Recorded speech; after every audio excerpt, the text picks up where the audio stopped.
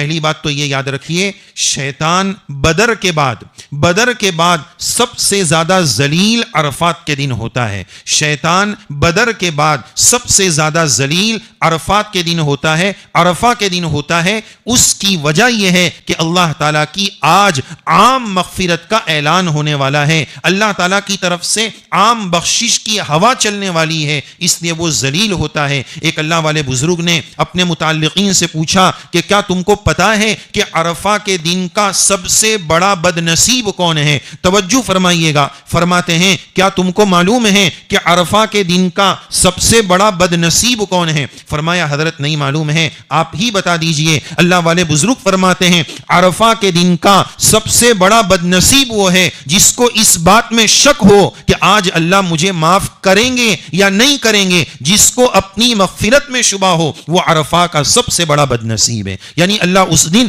سب کو معاف کر دیں گے. ایسی معافی کے دن میں وقت ضائع کرنا، کھانے میں وقت برباد کرنا، ایران توران کی باتوں میں وقت ضائع کرنا، اپنی دنیا اور آخرت کو برباد کرنا ہے. اللہ تعالیٰ کی اس بہت بڑی نعمت کو جو عرفات کے میدان میں اللہ نے ہمیں پہنچا دیا. ارے زندگی میں ایسے ہزاروں دنیا میں ایمان والے آئے جن کی بڑی تڑپ تھی، بڑی طلب تھی، بڑی ارمانیں تھی کہ ہم بھی مکہ جائیں، ہم بھی حج کے لیے جائیں. لیکن یقین جانیے ان کی تڑپ، ان کی طلب ان کی قبروں کے ساتھ ان کی قبروں میں چلی گئی اور وہ زندگی میں حج نہ کر سکے. اللہ جس کو بلائے اور جا کر وہ ناقدری کرے تو اللہ سخت ناراض ہوں گے کہ یہاں آ کر بھی یہ محروم رہا.